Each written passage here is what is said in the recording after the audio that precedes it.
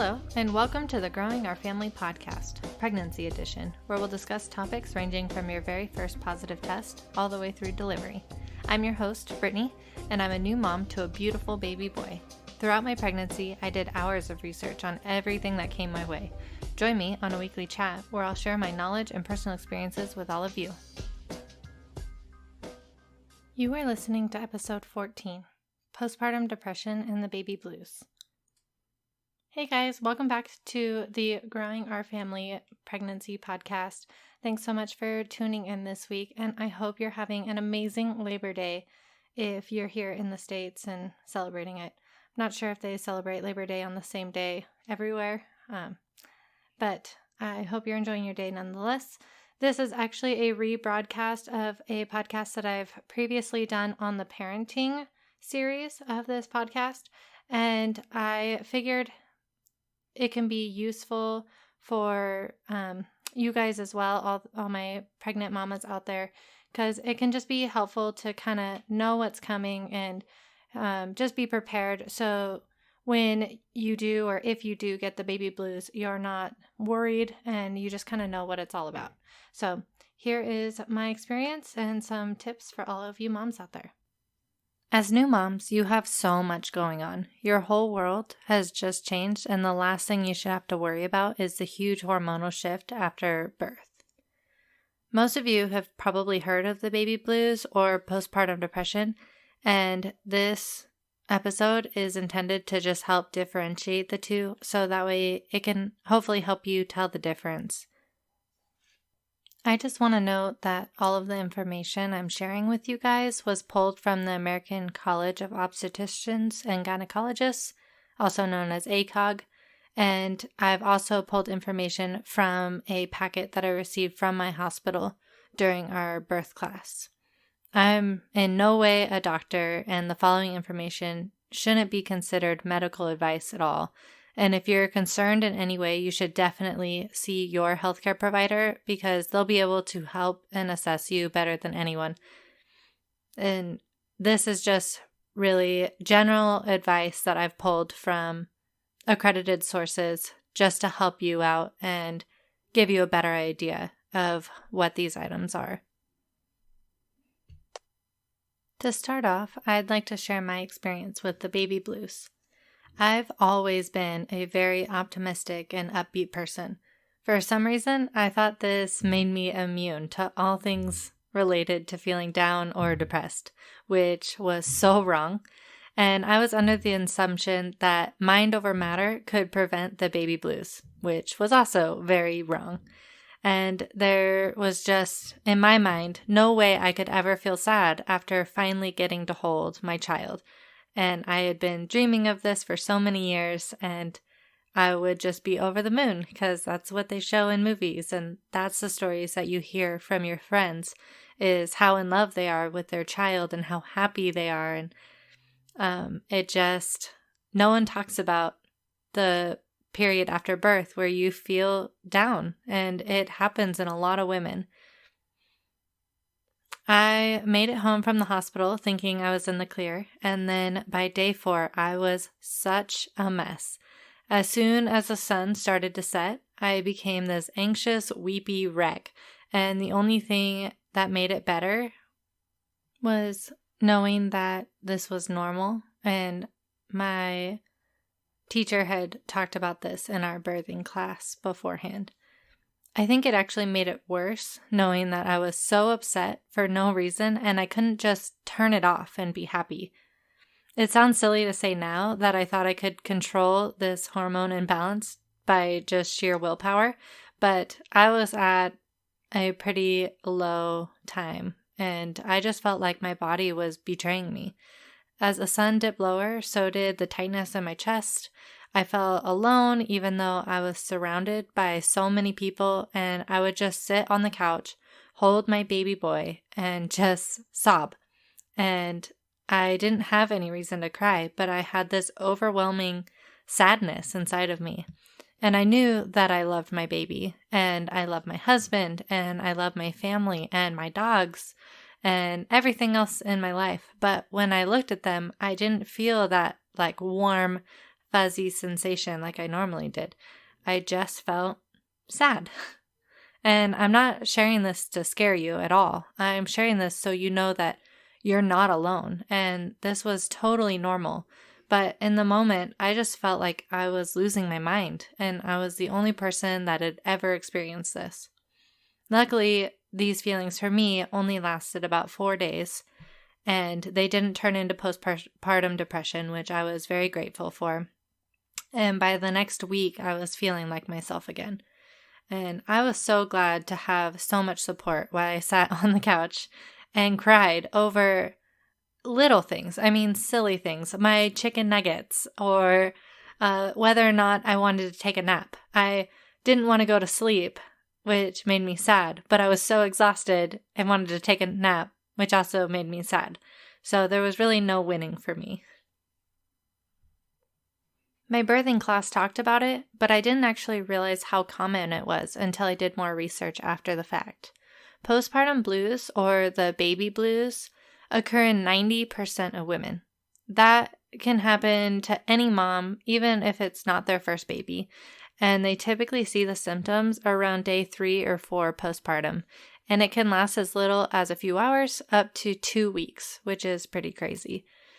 And it can show up in so many different forms, but some of the most common symptoms are crying or being easily irritable, anxiousness, being exhausted, but I'm pretty sure 100% of moms have this symptom regardless.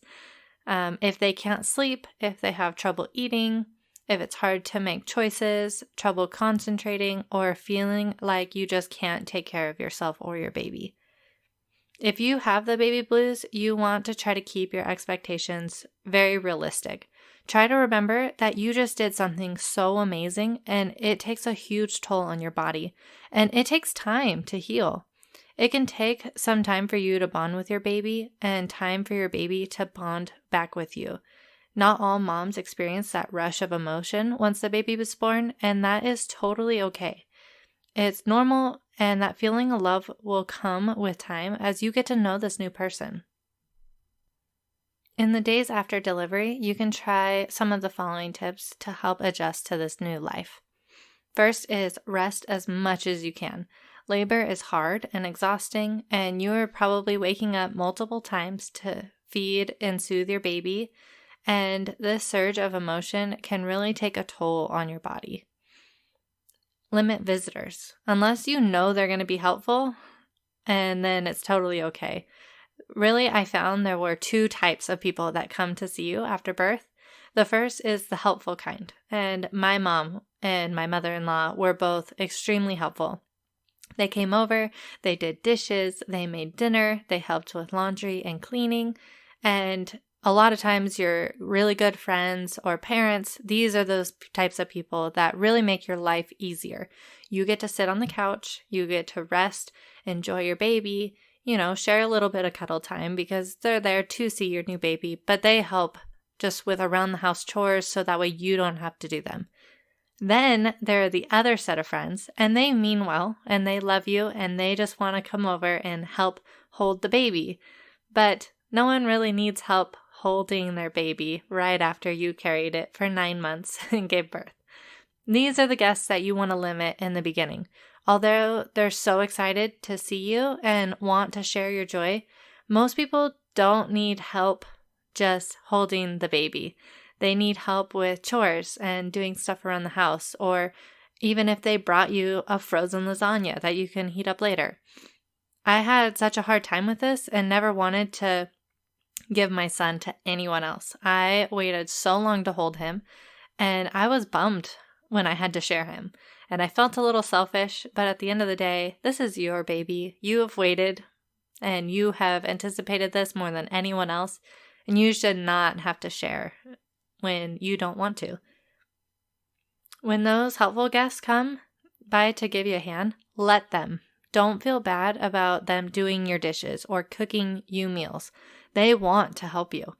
People don't offer if they don't actually want to help. And there's not enough hours in the day to take care of yourself, your newborn, and get enough sleep, and worry about all the chores and dishes and laundry and all the other things that have to go on around the house. You want to keep an open line of communication with your partner or someone that knows you really well, like your mom or sister or best friend. These people know you the best and might be able to sense something wrong even before you do. They'll always be able to help you seek out assistance if needed, but only if you're open with them about your feelings. They're not mind readers, and if you keep telling them that everything's fine, they're probably going to believe you. There's totally nothing wrong with it not being fine. And if you just open up and talk to them, they're going to be able to help you sort through your feelings and just be an open ear to listen to you. And that's really important in the time after delivery. If all of the previous symptoms last more than 2 weeks, or they start to get worse at all, you might have postpartum depression or postpartum anxiety. Postpartum depression can show up anytime during the first few months to 1 year after delivery. And 10 to 20% of women end up with postpartum depression, which is a crazy number. I had no idea it was so common. And you should definitely seek out help if you think you're experiencing this at all. A lot of moms hold off on seeking help, but it's really nothing to be ashamed of. And the longer you wait, the worse the symptoms could get. If it goes untreated, these symptoms can last up to a year, but it's totally unnecessary. Most women respond so well to treatment, especially if they start it early. Some of the signs of postpartum depression or anxiety include feeling like you've completely lost your own identity, feeling withdrawn and isolated even when surrounded by others, not wanting to eat at all, or constant overeating. It can go both ways. Feeling exhausted but unable to fall asleep. If you feel like you're losing control, mood swings, or constant crying. Feeling hopeless, like you are failing, which I promise you you're not. Feeling like you have to keep moving or pacing.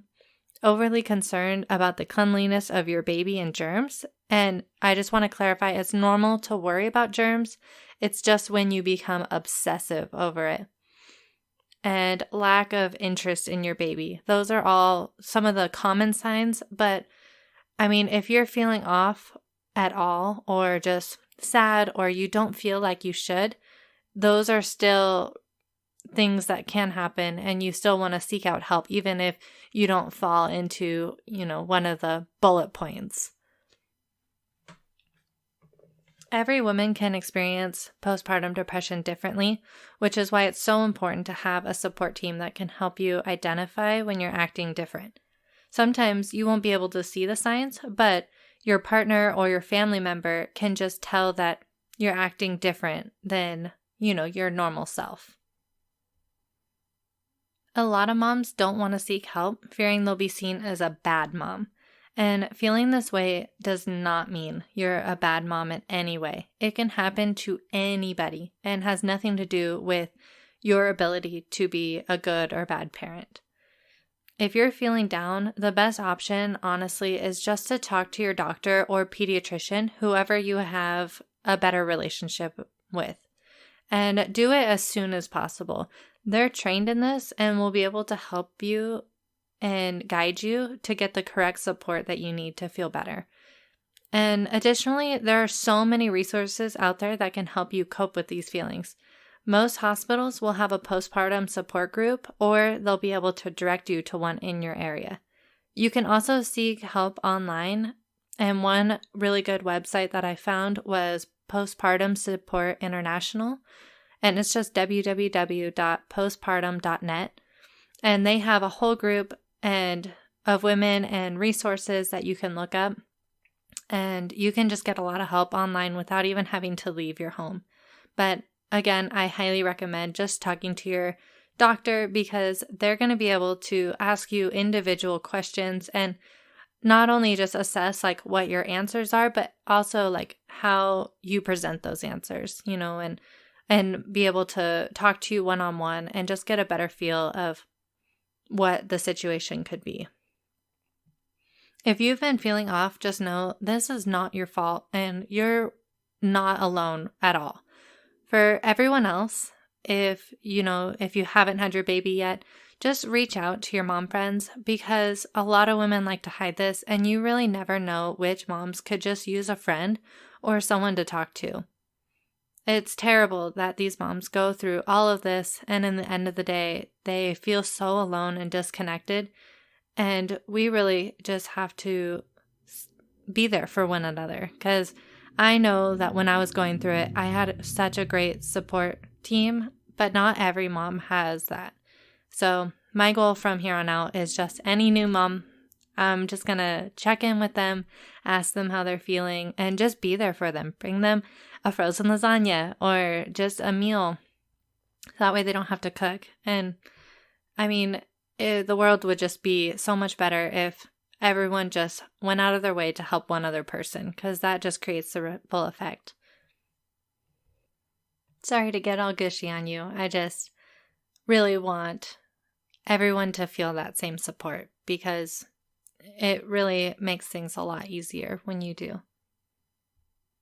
All right, so this week for my review, I will be talking about the Lulyboo bassinet, and it is one of my most used baby items. It's marketed as a portable bassinet, but we pretty much solely use it as a changing station downstairs. We're in a tri-level, and I have a changing table upstairs, but there's no way, especially right after delivery, that I was going to be walking up the stairs every time the baby needed a diaper change. It fits perfectly on our coffee table in our living room, and we just have an awesome diaper caddy that sits next to it with extra outfits and diapers and wipes, creams, anything that you need. My favorite thing about the Lulyboo is that you can move it to any surface so it's out of the way. I know a lot of moms change baby on the couch, but I'll tell you what, the amount of times my child has gotten bodily fluids on my Lulyboo, there is no way I'm letting him anywhere near my couch with a full diaper. And another common option I've seen is just to put baby on the floor over, a blanket or a swaddle. But we have 2 dogs and a cat that become so interested in as soon as anyone gets down to their level. So the last thing I need is a tail covered in poo running wild in the house, which I know is a visual, but this is all I could think about when people are like, oh, just change baby on the floor. Not an option. So it can be a little frustrating having to take the cover off of the Lulyboo to wash it if your little one does have a blowout or starts to pee during the diaper change, which has happened more times than I care to admit. But if you just take a blanket or, a muslin swaddle and put it over the top of it, cleanup is so much easier than if you had to constantly unzip it. And I even use one of those changing pad liners, and I can link to that in the show notes. And with this, 3-tier of protection, you are so prepared for any level of blowout. If you do want to travel with it, there is a buckle on the bottom that easily folds the bassinet in half and 2 backpack straps on the back of it. And you just throw it over your shoulder and take it out with you. I've never gone anywhere overnight with the baby, but this would be such a great item to pack if we do. And especially now that baby's starting to roll, it's also great to have on the couch so he can't just roll off. The sides are just a ring of hard foam, and the cover just zips up around it. And the bottom of the cover that baby lays on is slightly padded, but not enough for a suffocation risk. It's really similar to the small amount of padding you would find on the bottom of one of those activity gyms. This is one of those items I'm just so happy to have, and I'm not sure what I'm going to do once my little guy starts to grow out of it, because he is super long and he's already starting to get to the point where if I don't put his head up towards the top, he can push against the bottom with his feet. But in a couple of months, we're going to be looking for a new solution for diaper changes. But for right now, I'm just really happy with this product. Thank you so much for joining us this week on the Growing Our Family Pregnancy Podcast. Make sure to visit our website, growingourfamily.com. That's growingourfamily.com to see today's show notes and product links. Also, don't forget to rate and subscribe on iTunes, Stitcher, or wherever you download your podcast so you always get the latest episodes. If you love the show, the easiest way to support us is to click on any of the Amazon or Target affiliate links I have on the show notes or within my blog posts. I am an Amazon and Target affiliate, which means I do earn a very, very small percentage of anything you purchase through my links at no additional cost to you. So if you click on the link, even if you don't end up buying that particular item, I still get a small kickback from anything you do add to your cart within 24 hours of clicking. You definitely don't have to, but it is a great way to help support the show if you are enjoying the content. If you've had your baby or want to learn more about life after delivery, check out the Growing Our Family Parenting Edition. Please join me next week for another episode.